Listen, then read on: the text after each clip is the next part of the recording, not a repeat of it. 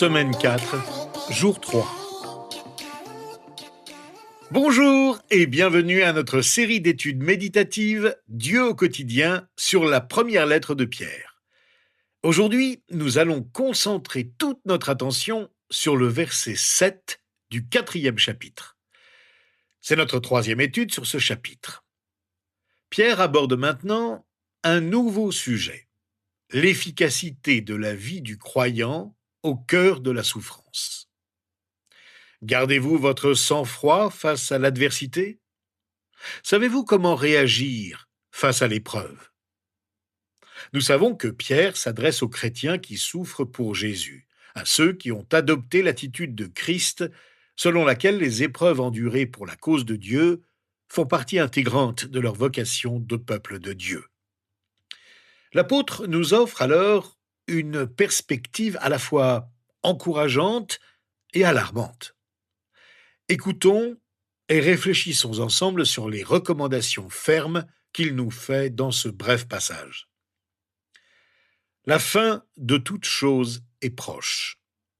Soyez donc sages et sobres, afin de vous livrer à la prière. Si nous croyons vraiment que nous vivons les derniers jours, il est d'autant plus approprié de vivre dans la sagesse et la sobriété pour pouvoir nous consacrer à la prière. Pierre présente une raison d'affronter les épreuves. Il invoque la fin. La fin représente le moment où une chose cesse d'être ce qu'elle était jusqu'alors.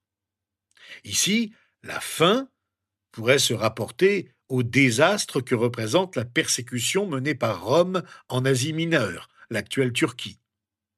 Jusque-là, ces chrétiens étaient relativement épargnés par la persécution, mais Néron s'apprête à les persécuter. Il les utilise comme appât pour les bêtes sauvages et comme cible pour les combats de gladiateurs. Il s'en sert également comme torche pour éclairer les rues de Rome. Par conséquent, ce sera la fin d'une période de calme relatif pour les chrétiens d'Asie mineure. Pierre prépare les chrétiens à un changement radical de situation. Cette préparation exige une compréhension approfondie du point de vue de Dieu sur le sens de la souffrance. Elle réclame également une compréhension de la prière. L'expression « toute chose » est forte et pourrait désigner la fin de cette ère historique au 1er siècle. La portée de cette affirmation est incroyable. La prochaine étape du plan de Dieu pour les chrétiens d'Asie mineure est maintenant imminente. L'expression « est proche » signifie s'approcher, se rapprocher. Pierre parle de la persécution imminente qui s'abattra sur les chrétiens d'Asie mineure et utilise ces mots pour les encourager à persévérer face aux souffrances qu'ils devront endurer. L'expression « est proche » désigne également l'enlèvement de l'Église, renforçant ainsi l'interprétation de ce passage. Cet enlèvement peut survenir à tout instant. Jésus est tout près. Il peut revenir d'un moment à l'autre. Cela pourrait se produire aujourd'hui, demain ou dans très longtemps. Dieu seul le sait. Cependant, dans le contexte de notre passage, comme nous l'avons dit, nous croyons qu'il est peut-être question de la persécution imminente des chrétiens d'Asie mineure. Cette persécution s'abattra prochainement sur ces chrétiens. Lorsqu'elle surviendra, ils devront s'y être préparés. Dieu veut que le chrétien soit préparé à la fin de toute chose.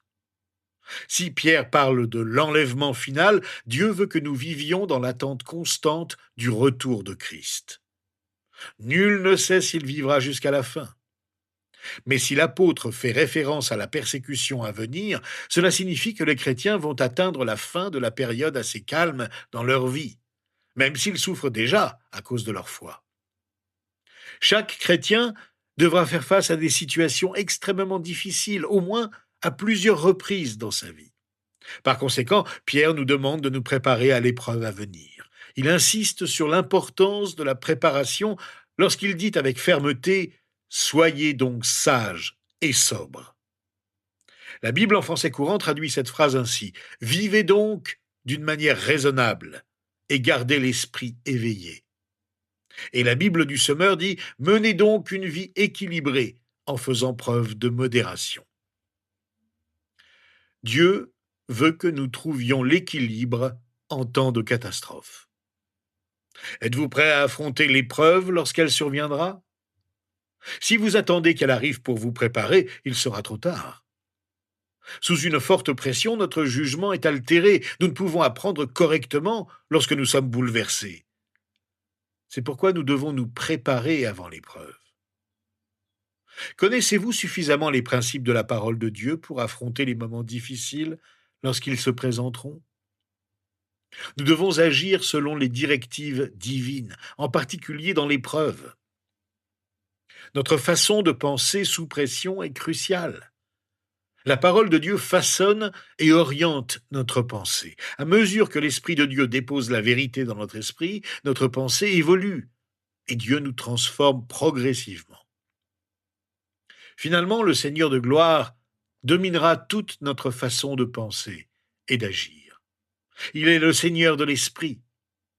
L'apôtre Paul le souligne lorsqu'il déclare dans sa première lettre aux Corinthiens, au chapitre 2, verset 16, « En effet, qui a connu la pensée du Seigneur et pourrait l'instruire? Or nous avons la pensée de Christ. » Notre tête est souvent le dernier rempart à capituler devant le Seigneur souverain. Je sais mieux, je suis sage, je suis intelligent, cela n'a aucun sens, etc. C'est l'orgueil qui caractérise une tête trop sûre d'elle. Dans sa deuxième lettre aux Corinthiens, au chapitre 11, verset 3, Paul dit encore à ses lecteurs, sans doute trop sûrs d'eux, « Cependant, de même que le serpent a trompé Ève par sa ruse, j'ai peur que vos pensées ne se corrompent et ne se détournent de la simplicité et de la pureté vis-à-vis de Christ. » Nous pouvons corrompre notre esprit en nous éloignant de la simplicité qui est en Christ. Si nous n'agissons pas selon les principes de la parole, nous échouerons lamentablement dans l'épreuve. Il nous faut donc puiser dans les ressources de la parole de Dieu.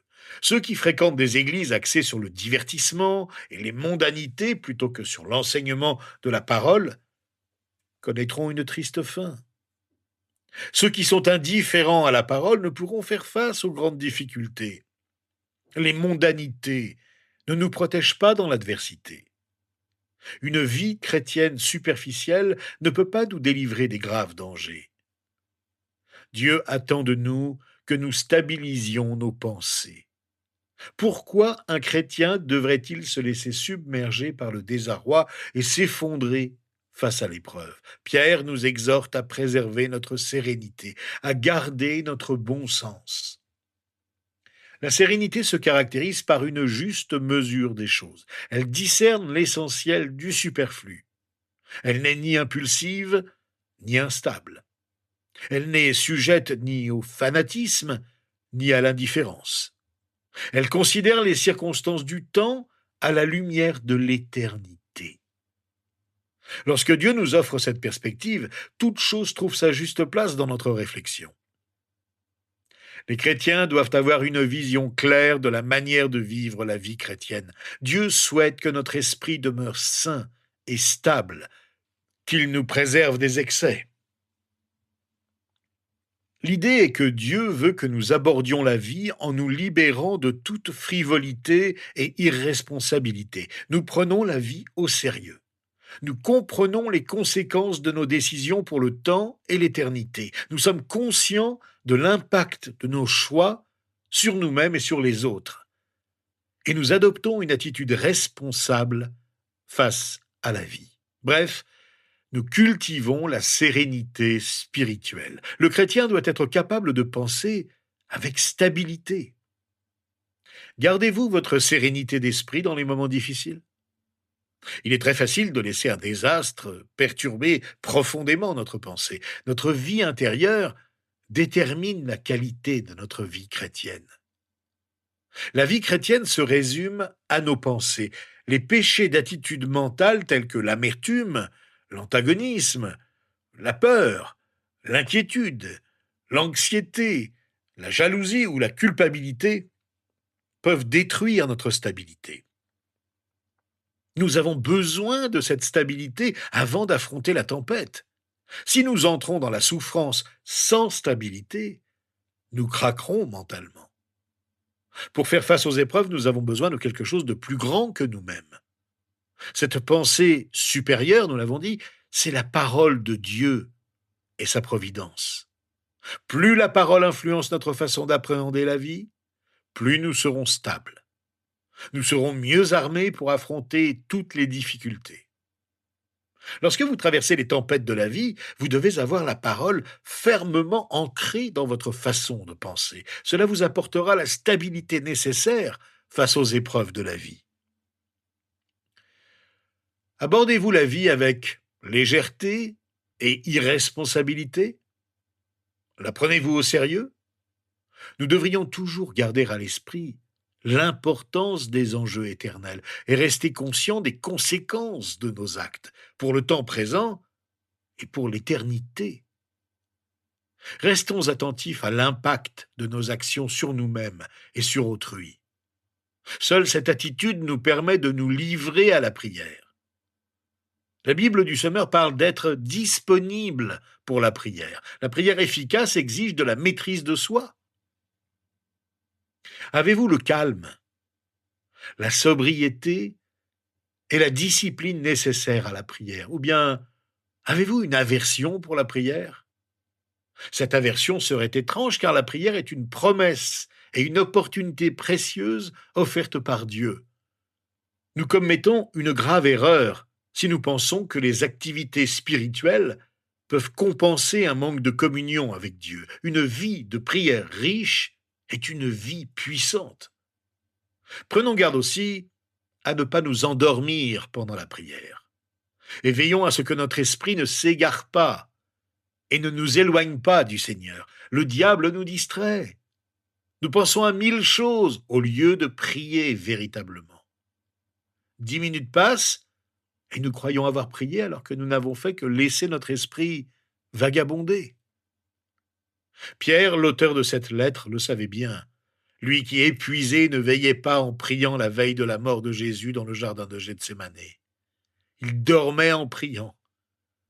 Pris d'angoisse et de confusion lorsque les soldats ont arrêté Jésus, il a perdu tout discernement et saisissant une épée, il a coupé l'oreille d'un serviteur du temple. Ce n'est pas ainsi que nous devons réagir face à la pression et à l'adversité. Rappelons-nous que si notre penchant pour le péché prend le dessus, nous n'aurons aucun intérêt à prier. Jésus nous a demandé de toujours prier et ne jamais se décourager. Nous le lisons dans l'Évangile selon Luc, au chapitre 18, verset 1. L'apôtre Paul nous recommande à maintes reprises dans ses lettres de prier en tout temps, en étant toujours vigilants, persévérants et reconnaissants. Alors, veillons et prions. Le premier aspect de la prière est le désir, non pas d'obtenir ce que nous désirons, mais de découvrir la volonté de Dieu. Si nous mettons en pratique le commandement de Pierre, Dieu exaucera nos prières. Un esprit calme et serein, ainsi que la maîtrise de soi, facilite notre vie de prière. Si nous ne parvenons pas à nous maîtriser, il nous sera difficile de prier. Si les croyants font preuve de sérieux et de maîtrise de soi dans la prière, ils peuvent affronter les épreuves avec courage. Cultiver ces deux qualités nous aidera à prier. Un chrétien doit savoir se maîtriser, se contrôler et agir avec méthode. Dieu veut que nous soyons enclins à la prière. Une attitude calme et sereine nous permet d'être plus efficaces dans notre vie de prière. La prière sobre contraste fortement avec la prière frénétique du culte païen du 1er siècle. C'est ce que Jésus veut dire dans son sermon sur la montagne. Au chapitre 6, versets 7 et 8 de l'Évangile selon Matthieu, il nous dit ceci avec autorité. Dans vos prières, ne rabâchez pas des tas de paroles à la manière des païens. Ils s'imaginent qu'à force de paroles, Dieu les entendra. Ne les imitez pas, car votre Père sait ce qu'il vous faut avant que vous le lui demandiez. Je vous invite donc à prier ensemble notre Seigneur dans le calme et la sérénité, car nous savons qu'il sait ce qu'il nous faut. C'est avec une grande confiance que nous venons vers toi, Seigneur, notre Dieu et notre Père. Toi qui sais tout d'avance sur nous comme sur tous les humains. Merci parce que tu veux que nous restions en communion avec toi. Car tu nous aimes et veux que nous soyons proches de toi. Comme des enfants confiants de l'amour et de la générosité de leur Père aimant, nous te présentons nos requêtes avec foi, conscients que tu sais parfaitement ce dont nous avons besoin. Alors Seigneur, nous voulons mieux nous préparer à la prière, comme l'apôtre Pierre nous le demande, lui qui savait combien il est difficile de prier avec vigilance en temps de détresse et d'épreuves douloureuses. Nous supplions l'aide de ton esprit pour mener une vie équilibrée, afin de te prier en tout temps avec conviction et humilité. C'est au nom de Jésus que nous t'apportons notre prière dans la reconnaissance et la joie de t'appartenir. Amen.